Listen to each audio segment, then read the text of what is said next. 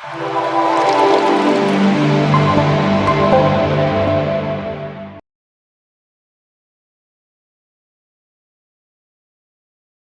ఉగాది పండగ మహోత్సవ కార్యక్రమంలో శ్రీ విశ్వావసునామ సంవత్సరంలో పంచాంగ శ్రవణ మహోత్సవ కార్యక్రమంలో తులారాశి వారికి ఎలా ఉండబోతుందో ఈ వీడియోలో సవివరంగా సంపూర్ణంగా తెలుసుకుందాం. తులారాశిలో ఏ నక్షత్రాలు వస్తాయి అనగా చిత్తా నక్షత్రంలోని 3వ పాదం, 4వ పాదం, స్వాతి నక్షత్రంలోని 4 పాదాలు, విశాఖ నక్షత్రంలోని 1, 2, 3 పాదములు కలిపితే తులారాశి అవ్వడం జరుగుతుంది. అలాగనే చాలామందికి పుట్టినటువంటి కాల సమయంలో డేటా బర్త్లు లేనటువంటి కారణం వలన పేరు యొక్క మొదటి అక్షరాన్ని అనుసరిస్తూ ఆ రాశిని తెలుసుకునే ప్రయత్నం చేద్దాం. రా, రీ, శ్రీ, రు, రే, రో, తా, తి, తు, తే అక్షరాల వారందరూ కూడా తులారాశి జాతకులే. తులారాశి యొక్క అధిపతి శుక్ర భగవానుడు. ఈ సంవత్సరం వీరి ఆదాయ వ్యయాన్ని గమనించినట్లయితే అదృష్ట రాశులలో ఈ రాశి కూడా మరో స్థానంలో ఉంది అని చెప్పి గమనించాలి. 11 ఆదాయం, వ్యయం 5. అంటే 11 రూపాయలు సంపాదిస్తే కేవలం 5 రూపాయలు ఖర్చు అవుతున్నాయి, 6 రూపాయలు మిగలబోతున్నాయని చెప్పి గమనించాలి. ఈ 6 రూపాయలతో గతంలో చేసిన అప్పులను అంటే రుణాలను, స్థిరచరాస్తులను సొంతం చేసుకోవడం, ఉన్నతమైన భవనాలు, గృహాలు, బంగారు షేర్లు, ఆభరణాలు, నూతన వస్త్రాలు, ఇంటికి ఉపయోగపడేటువంటి అత్యంత ఆధునికమైనటువంటి టెక్నాలజీతో కూడుకున్నటువంటి ఫోన్లు, టీవీలు, రిఫ్రిజిరేటర్లు, విదేశీయాన ప్రయాణాలు, ఆధ్యాత్మిక ప్రయాణాలలో వీరికి అనంతమైన ఆనందాన్ని, ఆరోగ్యాన్ని చేకూర్చబోతున్నారు. అదే కాకుండా రాజపూజ్యం 2, అవమానం 2.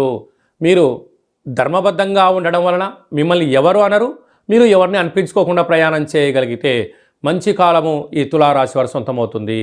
అదే కాకుండా తులారాశి యొక్క అధిపతి శుక్ర భగవానుడు అవ్వడం వలన రసాధిపతి, వస్త్రాధిపతి, సర్పాధిపతి ఈ యొక్క శుక్రుడు అవ్వడం వలన నూతన వస్త్రాలు, బంగారు ఆభరణాలు, షేర్లు, కార్లు, సంపూర్ణ రత్నాలు ధరింపజేయడము, నవాభరణాలు ధరింపజేయడము, నవనిధితో కూడుకున్నటువంటి వ్యాపార సంపదలతో దేశంలో నలుమూలల విజయం తులారాశి వారి సొంతం కాబోతుంది.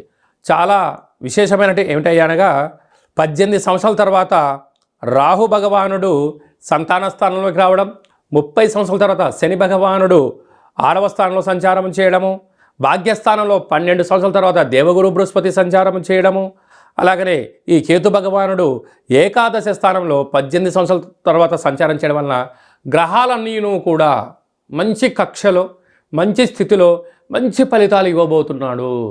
కనుక ఇలాంటి కాల సమయంలో అధికస్య అధిక ఫలితం అన్నట్టుగా ఫలితాలు బాగున్నప్పుడు ఆధ్యాత్మికంగా ఉండడం, భగవంతుడి యొక్క సేవ చేయడం, వీలైతే ప్రతి శుక్రవారం పూట ఉదయం 6 గంటల నుంచి 7 గంటల వరకు శుక్రహోర, ప్రతిరోజు శుక్రహోర ఉంటుంది కనుక ఓం ద్రాం ద్రీం ద్రౌం సహ శుక్రాయ నమః అనే మంత్రాన్ని 27 సార్లు స్మరించడం, 27 సార్లు వ్రాయడం, ఈ శుక్రగ్రహ తులాభార మహోత్సవ కార్యక్రమంలో పాల్గొనడం వలన అనంతమైనటువంటి సంపద తులారాశి వారికి స్థిరం కాబోతుంది.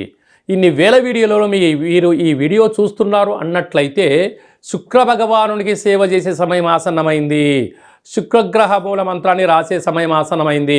ఎప్పుడైతే వ్రాయడం, స్మరించడం, తులాభారంలో ఎప్పుడైతే పాల్గొంటారో శుక్ర భగవానుడు సంసిద్ధంగా ఉన్నాడు మిమ్మల్ని ఆశీర్వదించడానికి అని చెప్పి మీరు గుర్తుపెట్టుకోగలగాలి.